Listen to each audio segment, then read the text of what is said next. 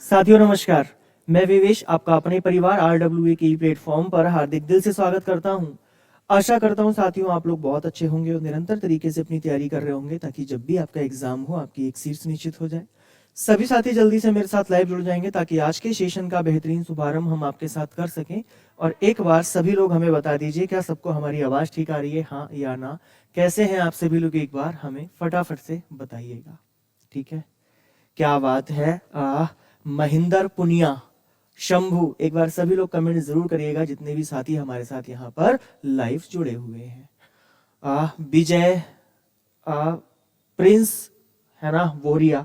प्यारे दोस्तों एक बात समझिएगा, मैं जहाँ पर अभी मेरा स्टूडियो है वहाँ पर हमारे पास से स्क्रीन बहुत दूर लगी हुई है ना, और मुझे थोड़ा सा प्रॉब्लम भी हो जाती है बिना चश्मे के। तो अगर मैं बार बार कमेंट आपकी देखता हूँ, स्क्रीन की तरफ देखता हूँ, मतलब आपकी कमेंट देख रहा होता हूँ, ठीक है ना। ऐसा नहीं है कि मुझे किसी भी ऐसी चीज़ की ज़रूरत है जो आपके लिए, है ना, ऐसा करना पड़े।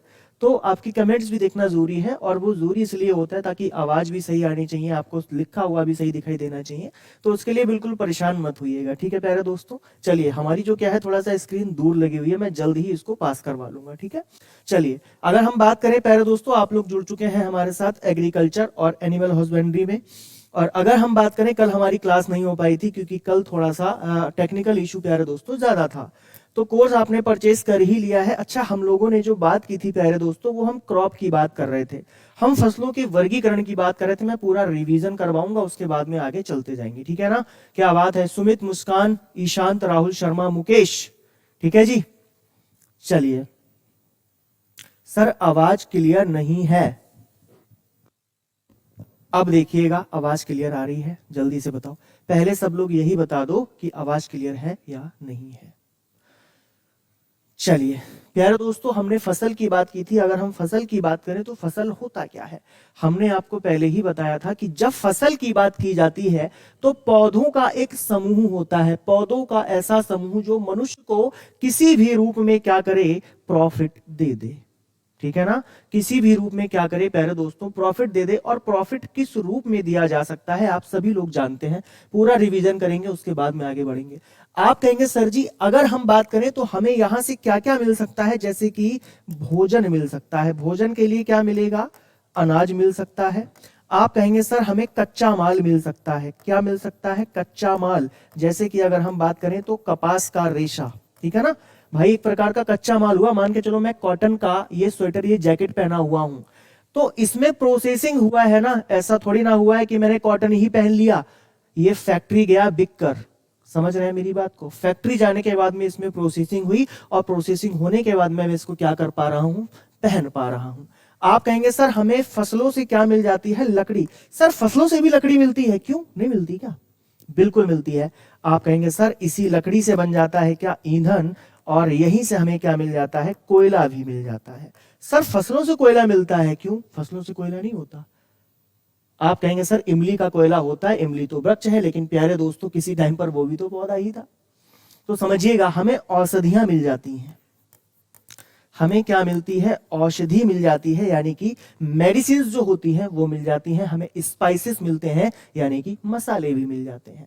इतनी बात आप सभी लोगों को मैंने बता दी थी। अच्छा, उस दिन हम लोगों ने आपसे बात की थी किसकी, आपको पता होगा कि हमने कई सारी आपको वर्गीकरण बताया था। तो आप मुझे रिवीजन के तौर पर बताइएगा कि सरकरा वाली फसलें कौन कौन सी होती हैं। चलो अगर मैं रिवीजन की बात करता हूं तो आप मुझे बताएंगे सरकरा फसलें कौन कौन सी होती हैं। उस दिन हम लोगों ने पढ़ा था। और दूसरी बात अगर मैं आपसे करूं तो आप मुझे बताइएगा रेशे वाली फसलें कौन सी होती हैं, ठीक है ना। कौन सी रेशे वाली फसलें कौन सी होती हैं, इस बात का आंसर दीजिएगा सभी साथी। आप कहेंगे सर अगर हम बात करें सरकरा वाली फसलों की तो जैसे कि कौन सी होती है, चुकंदर होती है। कौन सी होती है, चुकंदर होती है। और गन्ना आपका इसी में आ जाएगा। अगर हम रेशे वाली फसलों की बात करें जिनसे हमें फाइबर मिलता है, जिनसे हमें क्या मिलता है, फाइबर मिलता है, तो बताइएगा फाइबर क्रॉप्स हमारी कौन कौन सी होती हैं। चलिए बताइएगा एक बार। अब आवाज ठीक है, हाँ भाई एक बार फटाफट से बताइएगा हमें। अब आवाज ठीक आ रही है आप लोगों को। अच्छा, आवाज डबल कैसे हो रही है? ऐसा तो नहीं होना चाहिए, एक बार मैं चेक कर लेता हूँ। अब ठीक है आवाज? क्या अब भी आवाज डबल हो रही है? बताएं एक बार।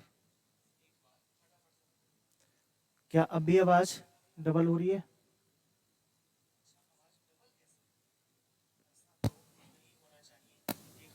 बताइएगा। चलिए, ये हमारी कौन कौन सी फसलें होंगी प्यारे दोस्तों? आपने कहा कि सर रेसे वाली फसलों की अगर हम बात करें, रेसे वाली फसलों की अगर हम बात करते हैं तो आप कहेंगे सर जैसे कि कपास, जैसे कि क्या हो जाएगा? कपास हो जाएगा। सर एक बात बताइए, क्या जूट भी आएगा इसी में? क्या जूट भी इसी में आएगा? जल्दी से बताएं।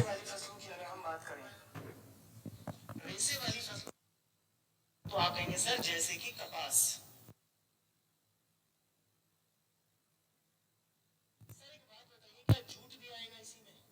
चलिए, अब आवाज ठीक है? बताइएगा। थोड़ा सा एडजस्ट कर लीजिएगा प्यारे दोस्तों, अगर थोड़ी सी डिस्टर्ब हो रही है आवाज तो, ठीक है ना? चलिए, अगर हम बात करें, आप कहेंगे सर सनई भी इसी में आएगा, ठीक है ना? सनई भी इसी में आएगा और जूट भी प्यारे दोस्तों इसी में आ जाएगा।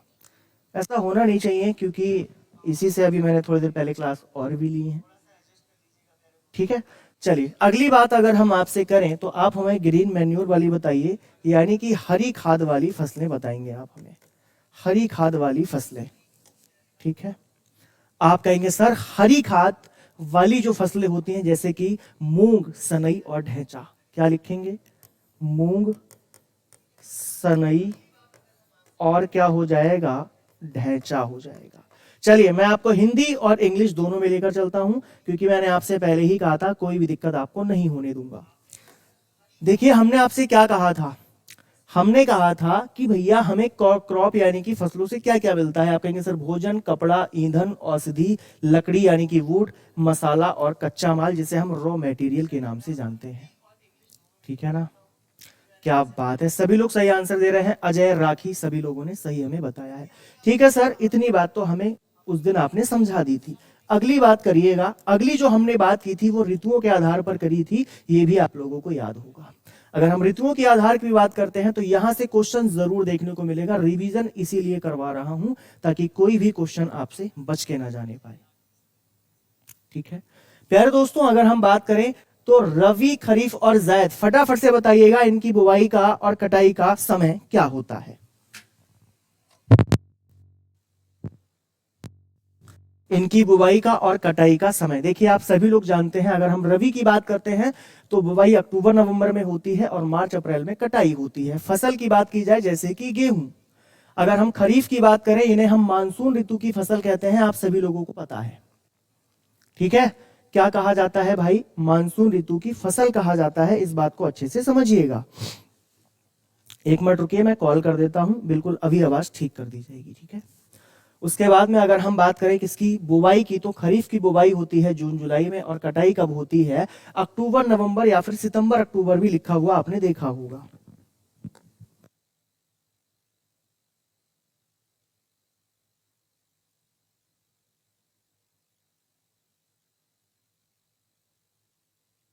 डबल आवाज आ रही, बच्चे बता रहे हैं, एक बार चेक करो, ठीक है जी? हाँ, उसके बाद में अगर हम जायद की बात करते हैं तो बुवाई का समय मार्च अप्रैल होता है, कटाई का समय जून जुलाई होगा। और फसल जैसे कि ककड़ी है, खीरा है, तरबूज हो जाएगा और क्या हो जाएगा? खरबूज हो जाएगा, है ना? सभी लोगों को याद है? एक बात बताइएगा सर, आपने हमें बताया खजाना ट्रिक, अक्टूबर नवंबर, सितंबर अक्टूबर भी लिखा होता है, मैंने आपको पहले ही बताया था। ये ऑप्शन पर डिपेंड करेगा क्योंकि कभी कभी फसलें जल्दी पक जाती हैं अगर उन्हें तापमान और मिट्टी का पीएच सही मिल जाए, और कभी कभी क्या हो जाती है प्यारे दोस्तों, थोड़ा सा देर भी हो जाती है फसलों को पकने में। बात समझ में आई सभी लोगों को? सर ठीक है आवाज, चलो बहुत अच्छी बात है प्रभु, आवाज ठीक होगी, सभी लोग अच्छे से पढ़ते रहो। इतनी बातें हम लोगों ने कर ली थी। सर और क्या बातें की थी ये भी हमें बता दो। फिर हमने बात की थी, पता है कैसे? Classification based on economic utility. Sir उपयोगिता के आधार पर फसलों का वर्गीकरण हम लोगों ने किया था। सर आप हमें ये दोबारा क्यों बता रहे हैं? क्यों? हमारे साथ कुछ नए बच्चे भी जुड़े हैं तो थोड़ा सा उनका भी रिवीजन हो जाएगा और आप लोग भी बहुत अच्छे तरीके से समझ पाएंगे। ठीक है ना। चलिए अगर हम बात करें, सबसे पहला आता है सीरियल क्रॉप्स, जिनको हम अनाज वाली फसलों के नाम से जानते हैं, है ना। अच्छा ठीक है भैया, अगर हम बात करें तो rice, maize, wheat, barley, sorghum and millets. English में बताता चल रहा हूं, कोई दिक्कत वाली बात तो नहीं है, हाँ भाई, कोई दिक्कत वाली बात नहीं होगी। अगली बात आती है ऑयल सीड क्रॉप्स की, जिन्हें हम तिलहनी फसल बोलते हैं, जिनसे हमें तेल प्राप्त होता है। बिना तेल का खाना आप लोग नहीं खाते हैं, ठीक है ना। अब बताओ, एक बच्चा बोल रहा है इंग्लिश में, एक बच्चा बोल रहा है हिंदी में। एक बार इस स्टेज पे खड़े होने के बाद में इतना कंफ्यूजन हो जाता है कि भाई क्या किया जाए, है ना। कितने लोग चाहते हैं हिंदी में बताएं, जरा एक बार बताइएगा। चलिए ऑयल सीड क्रॉप्स की बात करते हैं। तो ऑयल सीड जिनसे हमें तेल मिलता है, जैसे कि आप जानते हैं आपकी मूंगफली है, तिल है। सर क्या हमें अलसी से भी तिल मिलता है? हाँ, कुसुम से भी तिल मिलता है, नाइजर से भी तिल मिलता है। और प्यारे दोस्तों, किससे तेल मिलता है? कुसुम से तेल मिलेगा, सोयाबीन से तेल मिल जाता है। एक क्वेश्चन नोट करिएगा, नोट करके लिखिएगा।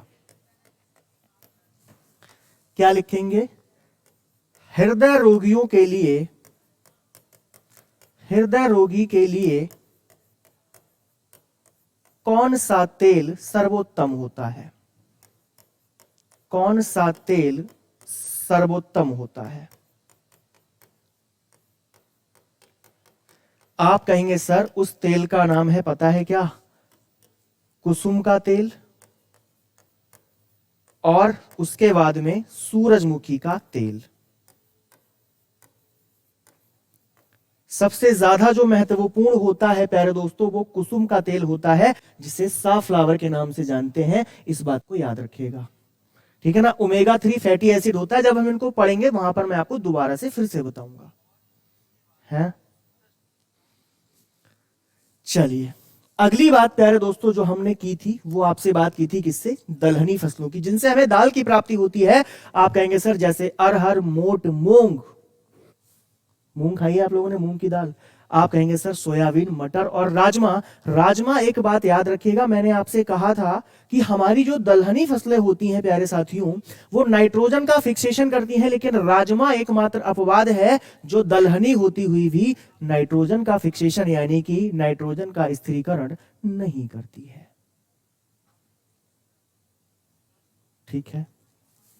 अगली बात, चारे वाली फसलें। आप अपने पशुओं को चारा खिलाते हैं, आप कहेंगे सर जैसे कि बरसीम हो गई, गिनी घास हो गई, रिजका हो गया, बरसीम हो गई, और क्या हो गया, है ना, जई हो गई, और क्लोवर हो गया। अगर आपने नहीं देखा है तो इमेज एक बार जरूर देख लीजिएगा।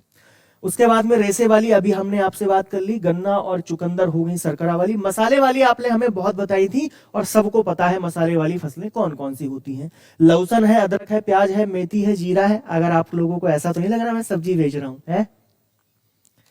क्यों भाई, आप लोगों को ऐसा तो नहीं लग रहा मैं सब्जी बेच रहा हूं?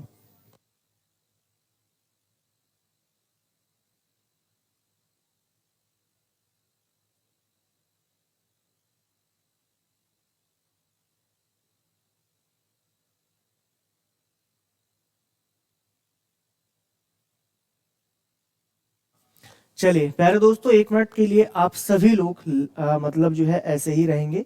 अल्ट्रा व्यूअर मैं जरा भेज दूं ताकि वहां से आवाज ठीक हो पाए, ठीक है ना। कभी कभी क्या होता है, टेक्निकल इश्यू हो जाता है, तो उसके लिए प्यारे दोस्तों मैं आपसे क्षमा प्रार्थी हूं। बस एक मिनट आप लोग वेट करिएगा मेरा, ठीक है ना। मैं बस अल्ट्रा व्यूअर भेज दूं जिससे कि आप लोगों की आवाज बिल्कुल सही हो सके, ठीक है जी। अच्छा, आप लोग मेरा फोन देख रहे हो क्या? चलिए चलिए ठीक है भाई, हम लोग पढ़ते रहेंगे, आवाज ठीक हो जाएगी, परेशान मत होइएगा। उसके बाद में हमने बात की थी औषधियों की। सर औषधि वाला सबसे ज्यादा महत्वपूर्ण है, क्योंकि क्वेश्चन यहां से पूछा जाता है।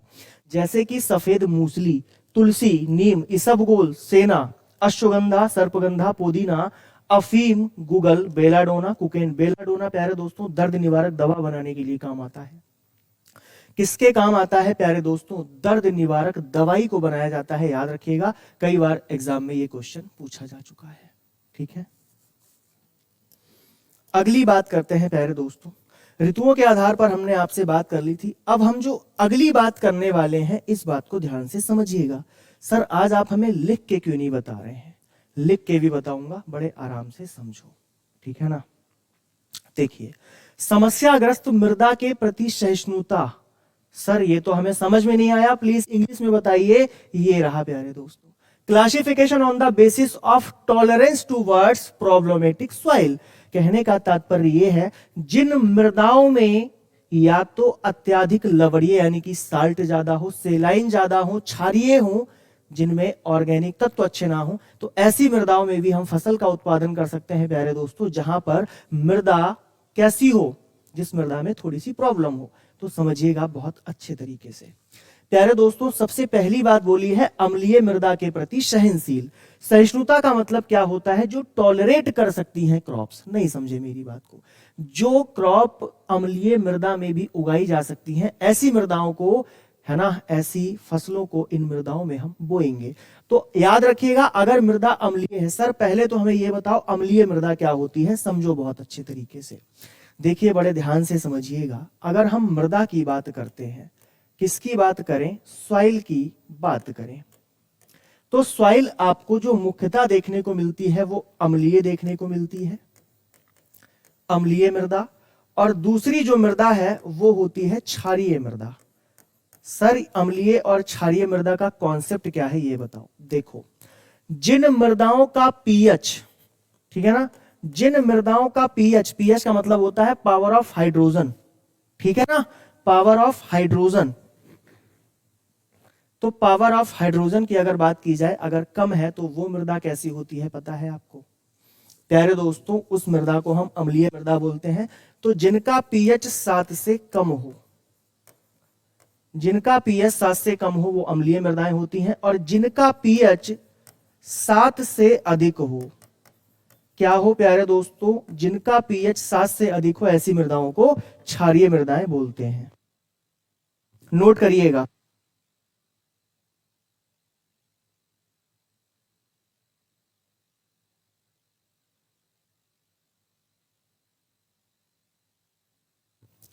चलिए भाई, बात सभी को समझ में आई है, जल्दी से बताइएगा हाँ या ना।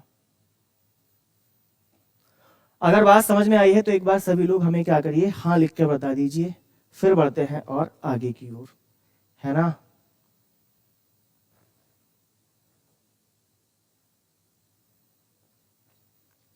बहुत बढ़िया, शानदार, जबरदस्त। अगली बात करें, चलिए अगर हम क्षारीय मृदा की बात करते हैं तो जिन मृदाओं का पीएच मान 7 से अधिक हो वो मृदाएं होंगी। लेकिन एक बात बताइए, उदासीन मृदाएं कौन सी होती हैं, जिन्हें नेचुरल सॉइल कहते हैं। तो याद रखिएगा, जिन मृदाओं का पीएच सिर्फ 7 हो, जिन मृदाओं का पीएच कितना हो, पूरा पूरा 7 हो, उन्हें हम उदासीन मृदा कहते हैं। तो याद रखिएगा, अम्लीय मृदाएं जिनका पीएच मान 7 से कम हो, वहां पर आप चावल को उगा सकते हैं, आलू को उगा सकते हैं, सरसों को उगा सकते हैं, चाय उगा सकते हैं, अनानास को उगा सकते हैं, राई, सरसों की प्रजाति है प्यारे दोस्तों राई, आप इसको भी वहां पर उगा सकते हैं। ठीक है सर। सर लवणीय मृदाएं, जिनमें लवण ज्यादा होता है, जिनमें क्या होता है, लवण। सर लवण को इंग्लिश में क्या बोलते हैं, तो प्यारे दोस्तों लवण को बोलते हैं सेलाइन सॉइल। ठीक है ना, क्या बोलते हैं, सेलाइन सॉइल बोलते हैं।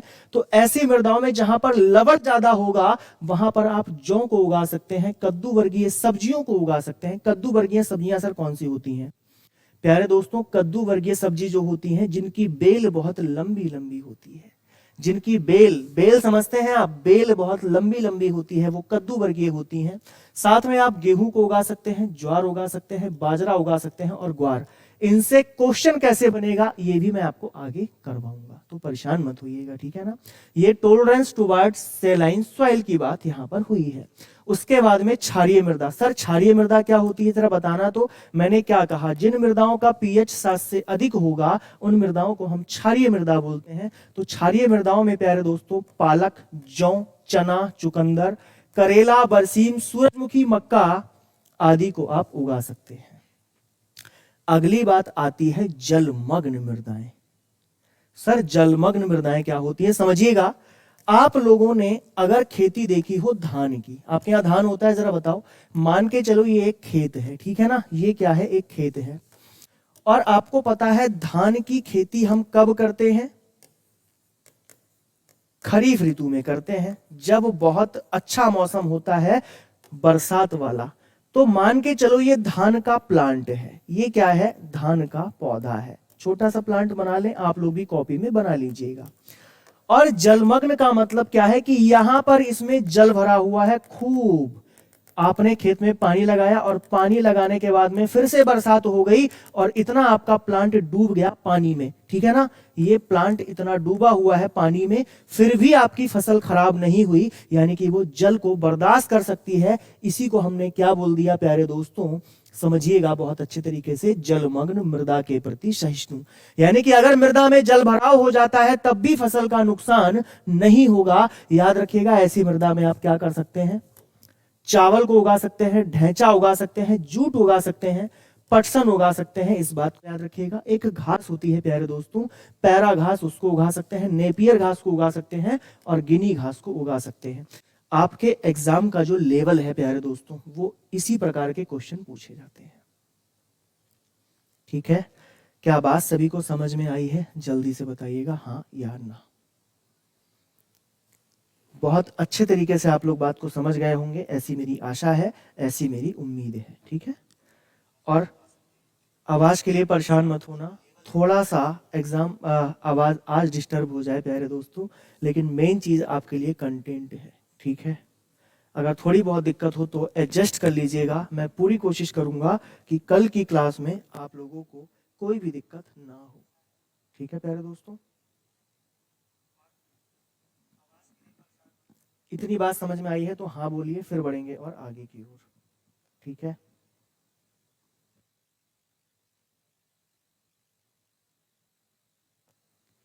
चलिए जी बढ़े और आगे की ओर। अगली बात आती है मृदा क्षरण के प्रति सहनशील। सर ये क्या होता है? चलो समझते हैं मृदा क्षरण, जिसको हम सॉइल इरोजन बोलते हैं। मृदा क्षरण क्या है? मृदा क्षरण प्यारे दोस्तों, ये एक खेत है, ठीक है ना, ये आपका खेत है। एक बच्चे का नाम लेते हैं, एक बच्चा है ऋतिक, ऋतिक भाई का खेत है ये, ऋतिक।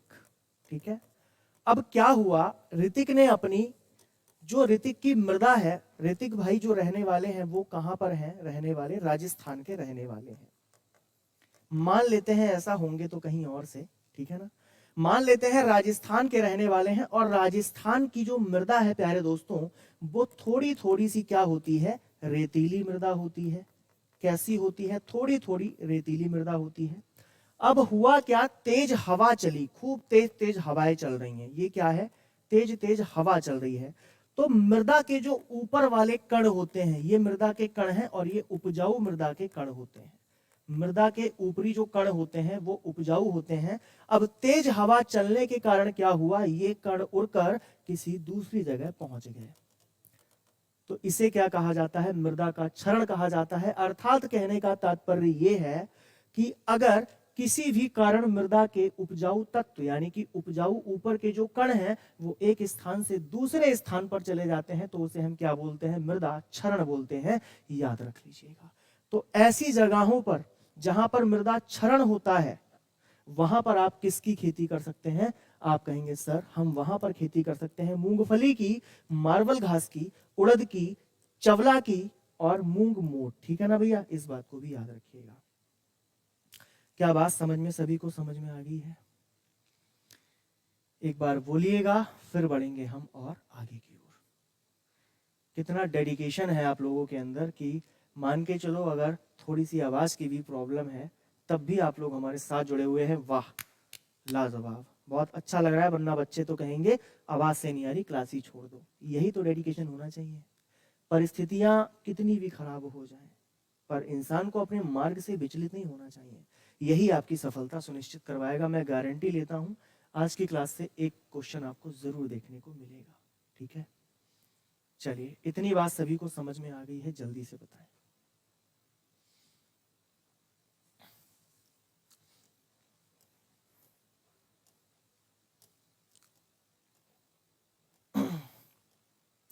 अच्छा, हमने आपको जड़ों की गहराई के आधार पर भी वर्गीकरण करवा दिया था, याद है आप लोगों को?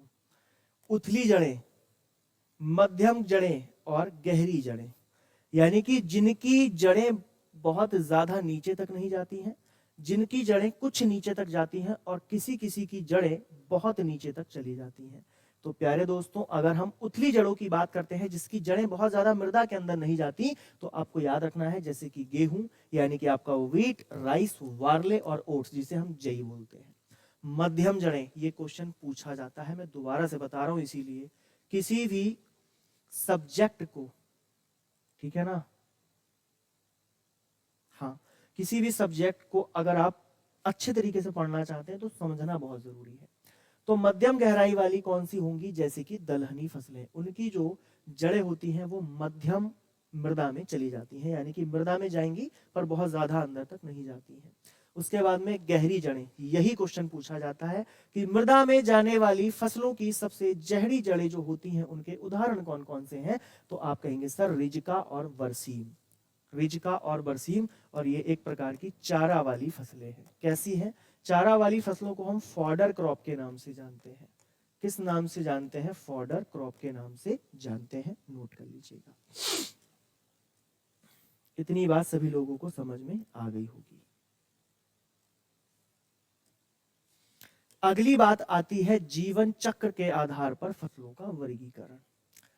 किसकी बात हो? अगर जीवन चक्र के आधार पर फसलों का, सर हमें समझ में नहीं आया जीवन चक्र, कैसा जीवन चक्र? फसलों का भी जीवन चक्र होता है? अरे बिल्कुल होता है प्यारे दोस्तों। किस प्रकार से होता है समझने की कोशिश करिएगा।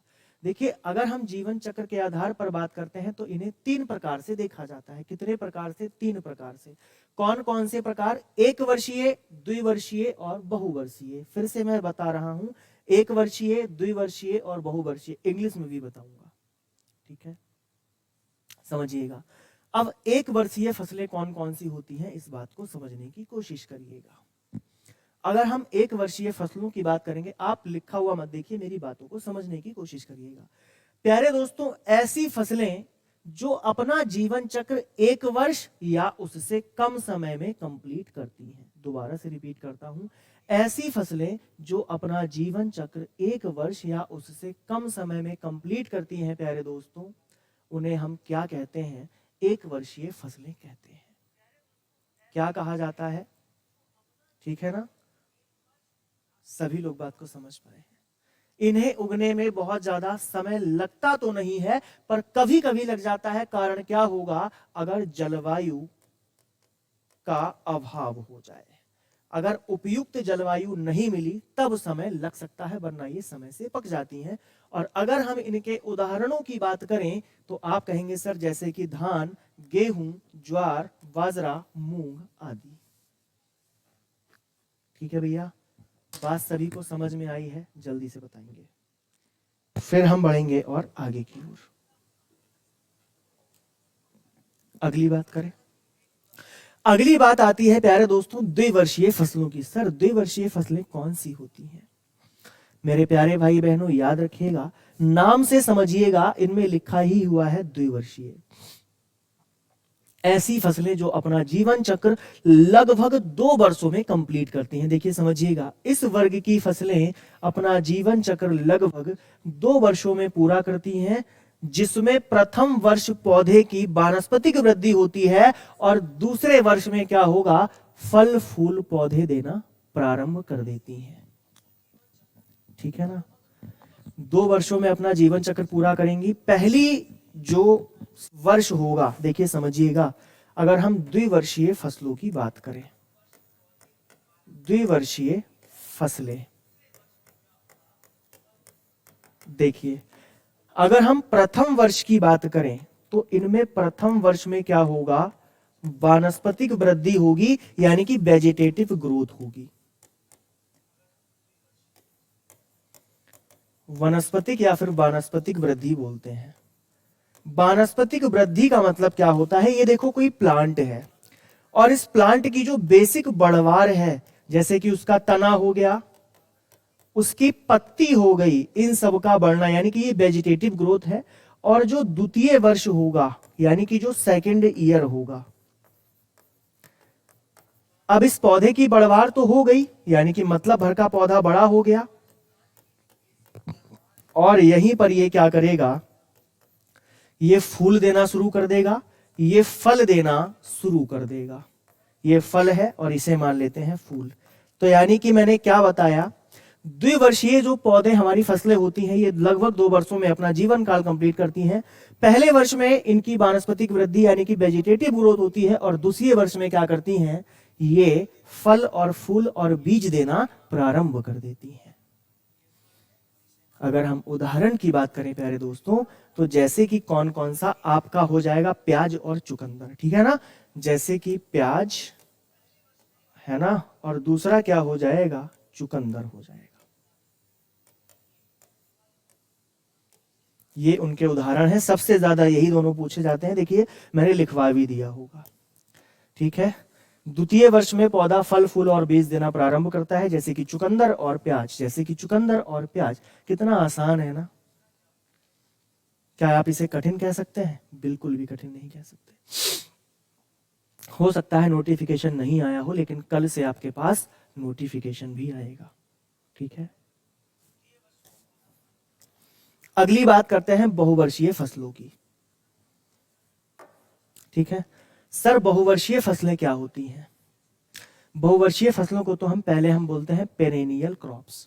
आप परेशान मत होइए, इंग्लिश में भी आपको सब कुछ लिखा मिलेगा, एनुअल क्रॉप्स और है ना आपका बाइनियल क्रॉप्स। चलिए पेरेनियल क्रॉप्स की अगर हम बात करते हैं तो पेरेनियल क्रॉप्स क्या होती हैं, इस बात पे थोड़ा सा गहनता से समझिएगा। देखिए ये अपना जीवन चक्र मैंने क्या बताया, द्विवर्षीय वाली तो 2 वर्षों में कंप्लीट कर रही थी, तो याद रखिएगा ये अपना जीवन वर्ष यानी कि जो जीवन चक्र है 2 वर्षों से अधिक समय में पूरा करती हैं। कितने में पूरा करेंगी? 2 वर्षों से अधिक समय लगता है इनका जीवन चक्र पूरा होने में। और एक बात याद रखिएगा, देखिए ये फसलें अपना जीवन चक्र 2 वर्ष या फिर उससे अधिक में कंप्लीट करेंगी, इसके साथ ही बहुत लंबे समय तक जीवित रहती हैं, ये जल्दी खत्म नहीं होती भाई। अगर हम द्विवर्षीय फसलों की बात करते हैं 2 वर्षों के बाद 1 से 2 महीने में खत्म हो जाएंगी, लेकिन अगर हम बहुवर्षीय फसलों की बात करते हैं तो ये 2 साल के बाद भी जल्दी समाप्त नहीं होती हैं। और अगर हम बात करें जैसे कि नेपियर घास और क्या, रिजका, नेपियर घास और रिजका,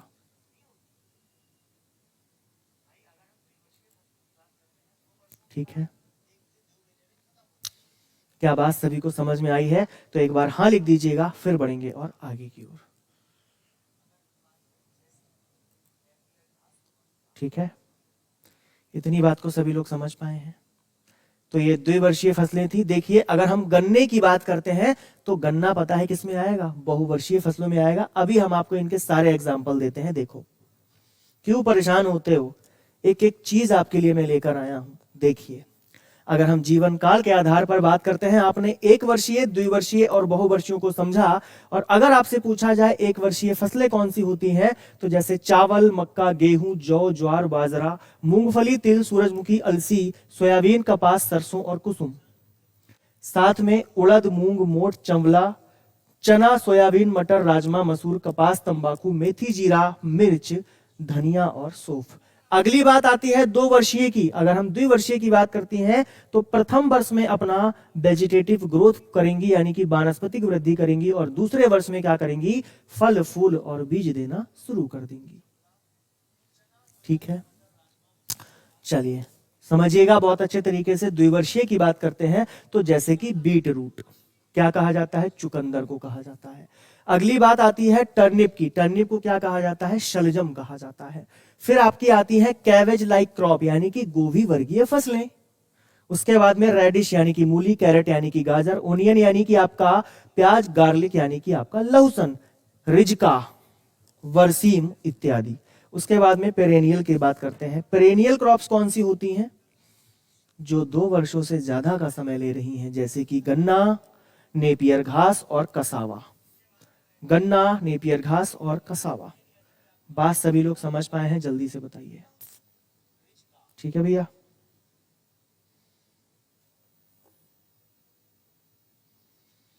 बढ़े और आगे की ओर, जल्दी से बताएं।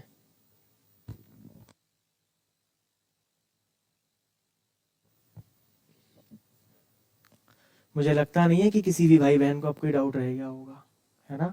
फिर भी अगर डाउट है तो कमेंट बॉक्स में मेंशन करिएगा, मैं दोबारा से आपको समझा दूंगा।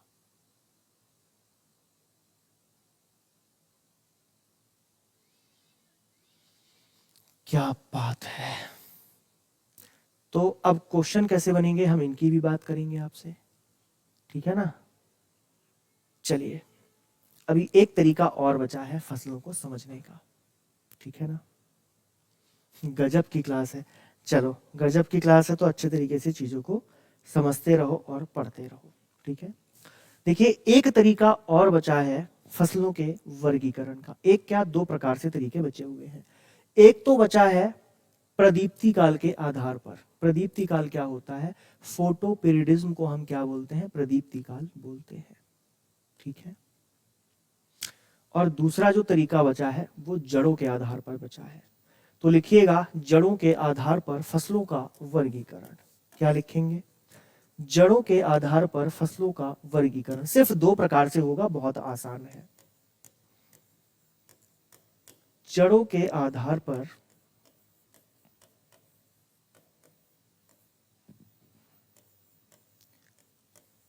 फसलों का वर्गीकरण। मेरे प्यारे साथियों, अगर हम बात करें यहां पर,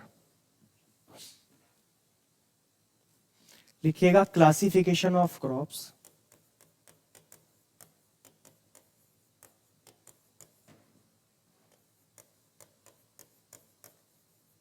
on the basis of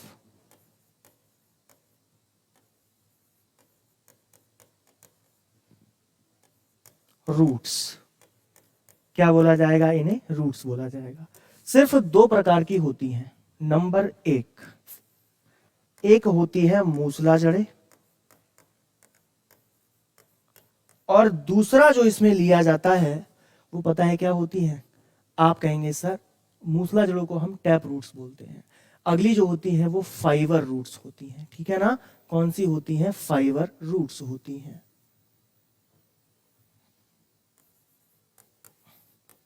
fibre जड़ें, तो इन्हें हम क्या बोलते हैं, फिर से मैं रिपीट कर देता हूं एक बार, इन्हें भैया बोला जाता है tap root system. Tap root system.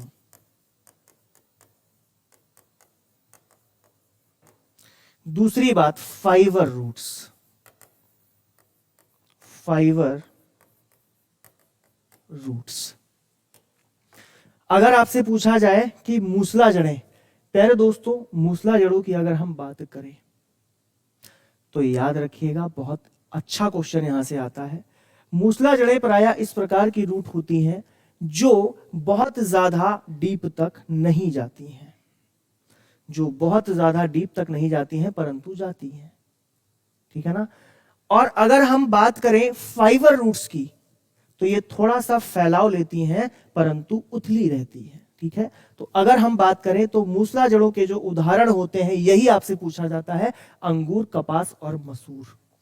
कौन कौन से, यही तीन पूछे जाते हैं, अंगूर, कपास और कौन से, मसूर।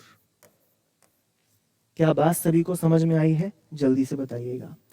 और दूसरी अगर हम बात करें जिन्हें हम फाइबर जड़ें कहते हैं, आप कहेंगे सर फाइबर जड़ें होती हैं अनाज वाली फसलें।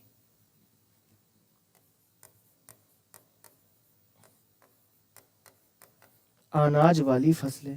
बेटा अगर तुमको इतनी भी हिंदी नहीं आती है ना, तो बहुत गलत बात है भाई, इतनी हिंदी तो आनी चाहिए, ठीक है। मुझे पता है आप इतने भी इंग्लिश भाषी नहीं है, लेकिन वही बात है ना कि टीचर अगर सामने खड़ा है तो जितना क्या कर सकते हो कमेंट उतना करोगे, मैं जानता हूं, है ना। पढ़ाते हुए बेटा 6 साल हो गए। क्या इतनी बात आप लोग समझ पाए हैं। अब इनसे क्वेश्चन कैसे बनते हैं एक बार इस बात को हम लोग देखेंगे, ठीक है जी। चलिए फसलों का वर्गीकरण आपका लगभग समाप्त हो गया। एक प्रकार बचा है वो मैं आपको कल बताऊंगा। मैं चाहता हूं चीजें आपको क्लास में ही अच्छे तरीके से याद हो जाएं। चलिए बताइएगा पहला क्वेश्चन, खरीफ फसलें किस ऋतु में बोई जाती हैं। खरीफ फसलों को जो बोया जाता है वो कौन सी ऋतु में बोया जाता है, इस बात का आंसर दीजिएगा, ठीक है। सही है, बिल्कुल सही बोल रहे हैं आप लोग। तो आप कहेंगे सर अगर हम बात करें खरीफ ऋतु की फसलों को क्या कहा जाता है, बहुत अच्छे से आपको याद होगा मानसून ऋतु की फसल हम इन्हीं को तो कह रहे थे ना। मानसून ऋतु की फसल हमने इन्हीं फसलों को कहा है। तो आप कहेंगे सर ना तो शीत ऋतु ना तो ग्रीष्म, आप कहेंगे सर वर्षा ऋतु में option number C. Option number C वाले कितने हैं जरा फटाफट से एक बार हाथ उठाइएगा, एक बार नाम लेना चाहूंगा, है ना। तमन्ना, प्रदीप, दीपक यादव, है ना, उधम सिंह, रौनक, हर्ष ठाकुर, पायल, अक्षय, शीतल, राहुल शर्मा, अरुण, रवि, सभी लोग बिल्कुल सही आंसर दे रहे हैं। एक भी बयानी प्राणी का आंसर गलत नहीं हुआ। एक बात प्यारे दोस्तों याद रखिएगा, एग्रीकल्चर में एक क्वेश्चन आता है कि हम रेनी डे किसे कहते हैं। समझिएगा बहुत अच्छे तरीके से, रेनी डे अर्थात वर्षा का दिन, वर्षा का दिन। तो हमेशा आप लोग याद रखेंगे 24 घंटे के अंदर कितने, 24 घंटे के अंदर यदि 2.5 mm से अधिक बरसात हो जाए, 2.5 mm से अधिक बरसात हो जाए तो उस दिन को क्या कहा जाता है, वर्षा का दिन कहा जाता है, यानी कि रेनी डे कहा जाता है। नोट कर लीजिएगा, ठीक है भैया, बात सबको समझ में आ गई है मेरी, बताएं। अगली बात अगर हम करें आपसे, बताइएगा निम्नलिखित में से कौन सी खरीफ की फसल है। सर क्या इसी प्रकार के क्वेश्चन हमारे एग्जाम में आते हैं? हाँ प्यारे दोस्तों, इसी प्रकार के क्वेश्चन आपके एग्जाम में आते हैं। संजना बताइएगा। सर कल क्लास होगी? रोज क्लास होगी। कल मैंने कहा ना थोड़ा सा नेटवर्क का इशू था, इसलिए क्लास नहीं हो पाई प्यारे दोस्त। चलिए, खरीफ की फसल कौन सी है? आप कहेंगे सर ना तो सरसों, ना तो चना, ना तो गेहूं, धान। धान किसकी है? आप कहेंगे सर जी खरीफ ऋतु की फसल है। एक क्वेश्चन का आंसर आप लोगों से चाहिए, बताइएगा अलसी को कौन सी ऋतु में बोया जाता है? अलसी कौन सी ऋतु की फसल है? फिर आप हमें बताएंगे सरसों कौन सी ऋतु की फसल है। इन दोनों बातों के आंसर करिएगा। तो जिन लोगों ने भी आंसर दिया है रवि, बिल्कुल सही आंसर होगा। और सरसों की अगर हम बात करें तो सरसों भी कैसी है? रवि ऋतु की फसल है। कैसी है? रवि ऋतु की फसल है। चलिए बताइएगा रवि ऋतु की फसलें बोई जाती हैं, कब बोएंगे रवि ऋतु की फसलों को? क्वेश्चन मैं हमेशा आपके लिए लेकर आता हूं।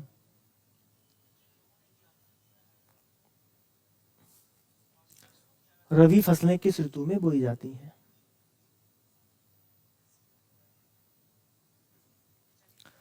तो याद रखिएगा ना तो वर्षा में, ना तो ग्रीष्म में, आप कहेंगे सर शीत ऋतु में, क्योंकि उस समय तो ठंड होती है। अरे अक्टूबर नवंबर का समय होता है ना, अक्टूबर नवंबर का समय होता है। बच्चा कुछ बोल रहा है, जरा देखना पड़ेगा बेटा, है ना। चश्मा लगा लेता हूं तो मतलब फॉग आता है ना, तो धुंधला चश्मा दिख तो हटाना पड़ता है। सर न्यू सब्जेक्ट है तो लेवल क्या रहेगा पेपर में? प्रिया यादव जी पूछ रही है। बेटा न्यू सब्जेक्ट नहीं है, एग्रीकल्चर तो जन्म जन्मांतर से चलता चला आ रहा है। आप एक काम करिए, प्रीवियस ईयर पेपर उठा के देखिएगा, मैं आपको प्रीवियस ईयर के क्वेश्चन करवाऊंगा जल्दी, परेशान मत हो, आप लोग हमारे साथ जुड़े हुए हो। चलिए अगले क्वेश्चन की बात करते हैं। बताइएगा प्यारे दोस्तों निम्नलिखित में से कौन सी रवि की फसल है? चलो ये भी बता दो, इतने सरल से क्वेश्चन है।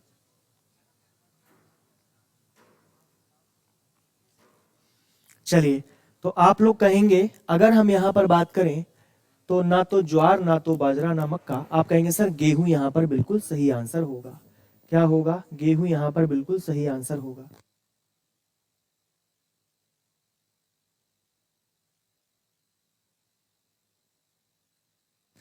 बढ़े और आगे की ओर, जल्दी से बताइएगा। चलिए एक बात आप लोग मुझे बताओगे, है अगर हम एक क्वेश्चन आप लोगों से पूछें कि गेहूं का वनस्पतिक नाम क्या होता है? गेहूं का वनस्पतिक नाम क्या होता है? तो याद रखिएगा प्यारे दोस्तों, ट्रिटिकम एस्टिवम होता है, ठीक है ना। क्या होता है? Triticum aestivum. याद रख लीजिएगा। एक बात का आंसर दीजिएगा, गेहूं में कौन सी प्रोटीन होती है? अगर हम गेहूं की बात करते हैं तो गेहूं में कौन सी प्रोटीन होती है, इस बात का आंसर आप हमें देंगे। फिर आप हमें बताएंगे चावल में कौन सी प्रोटीन होती है, इस बात का आंसर आप हमें देंगे। और अगर आपसे कहा जाए कि मक्का में कौन सी प्रोटीन होती है, तब आपका राइट आंसर क्या हो जाएगा, जरा हमें आंसर करिएगा। क्या बात है, बहुत बढ़िया, शानदार है भाई। देखिए, गेहूं में जो प्रोटीन होती है उसका नाम होता है ग्लूटीन प्रोटीन, ठीक है ना। कौन सी प्रोटीन होती है गेहूं में? Gluten protein. चावल में प्रोटीन होती है ओराइजिन, ठीक है ना। कौन सी प्रोटीन होती है चावल में? ओराइजिन प्रोटीन होती है। और अगर हम मक्का की बात करते हैं तो मक्के में जीन प्रोटीन होती है, ZEIN, जिसको हम जीन प्रोटीन के नाम से जानते हैं। प्यारे साथियों, क्या आप लोग इस बात को याद रख पाएंगे? जल्दी से बताओ, फटाफट से बोलिएगा प्यारे साथियों, क्या आवाज? हाँ जी,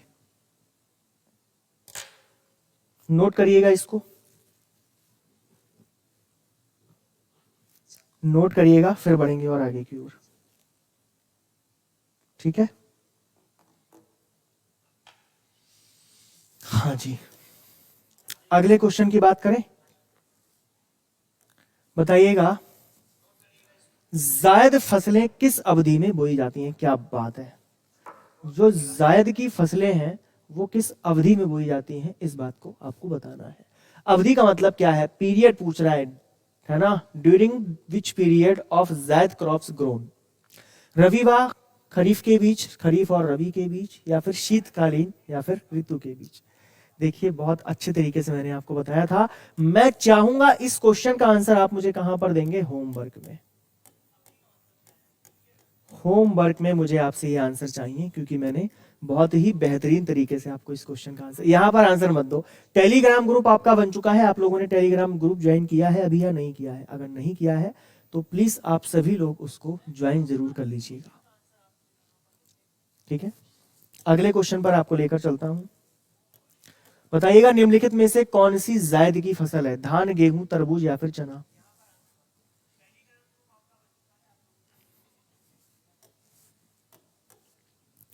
तो जो लोग भी हमें आंसर दे रहे हैं प्यारे दोस्तों यहां पर कि सर तरबूज आंसर होगा, ऐसे ही दिख रहा है ये तो, है ना।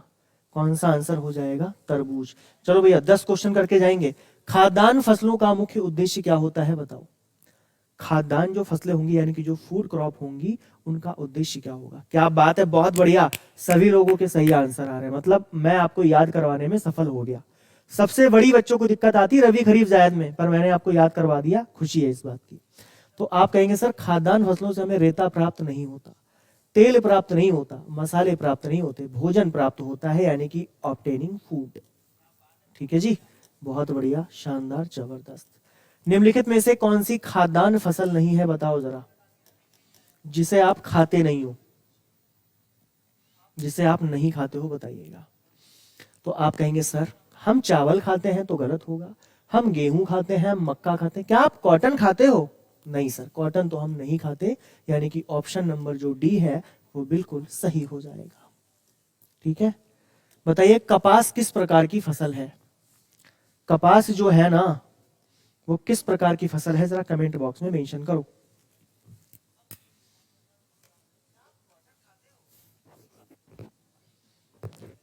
चलिए जी, समझिएगा।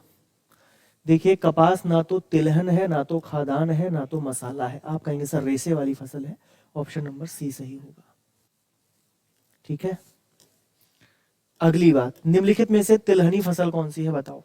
देखो, जो क्वेश्चन हम लोग पढ़ के आ रहे हैं सिर्फ उसी प्रकार के क्वेश्चन है ना, मैं रोज आपको इसी तरीके से क्वेश्चन भी करवाते चलूंगा, ठीक है, तो परेशान मत होना। तिलहनी फसल कौन सी है बताओ, जो हमें ऑयल देती है? ना तो चावल, ना तो ज्वार, ना तो मक्का। आप कहेंगे सर सरसों, ऑप्शन नंबर बी सही होगा, ठीक है, ऑप्शन नंबर बी सही होगा। एक छोटा सा होमवर्क लिखिएगा, एक क्वेश्चन मैं आपको होमवर्क में देकर जा रहा हूं। क्वेश्चन अगर आपसे पूछा जाए कि भारतवर्ष में भारत में कौन सी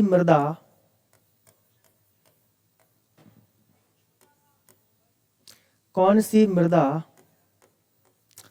सर्वाधिक क्षेत्रफल पर पाई जाती है, सर्वाधिक क्षेत्रफल पर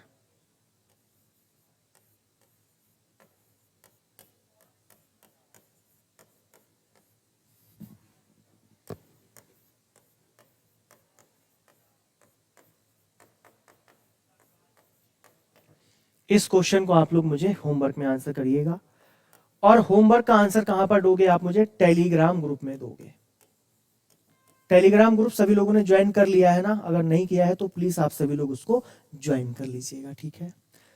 तो आज की क्लास देखिए, क्वेश्चन ना सरल आते हैं ना कठिन। अगर आपको आता है तो सरल है और नहीं आता तो वो कठिन है। हम जैसे जैसे आगे बढ़ते जाएंगे क्वेश्चन का लेवल ऊपर बढ़ता जाएगा। आप ये मत समझिए कि मैं रोज आपको सरल क्वेश्चन ही करवाने वाला हूं। ये आपका देखो, घर जब बनता है ना तो सबसे पहले उसकी नींव तैयार करनी होती है। तो आपकी नींव तैयार हो जाए, मकान तो हम बढ़िया बना लेंगे, ये मेरा वादा रहा। ठीक है प्यारे दोस्तों, फिर आज के लिए हम लोग इतना ही रखते हैं। जितने भी लोग हमारे साथ बने रहे, आप सभी लोगों का बहुत बहुत धन्यवाद। मैं जानता हूं थोड़ी सी आवाज में दिक्कत हुई है, उसके लिए आप सभी लोगों से क्षमा प्रार्थी है। कल आवाज बिल्कुल आप लोगों को सही आ रही होगी, ठीक है, क्योंकि कभी कभी नेटवर्क इशू भी हो जाता है। ठीक है प्यारे साथियों, मैं चाहूंगा आज टेलीग्राम ग्रुप में आप सभी लोग जरूर बताएं कि आपको हमारी क्लास कैसी लगी है। ठीक है प्यारे दोस्तों, अपना ख्याल रखिए, अच्छे तरीके से पढ़ते रहिए। कल इसी समय पर दोबारा मुलाकात कर रहे होंगे नई उम्मीद और नए जोश के साथ। तब तक के लिए नमस्कार, जय हिंद, जय भारत।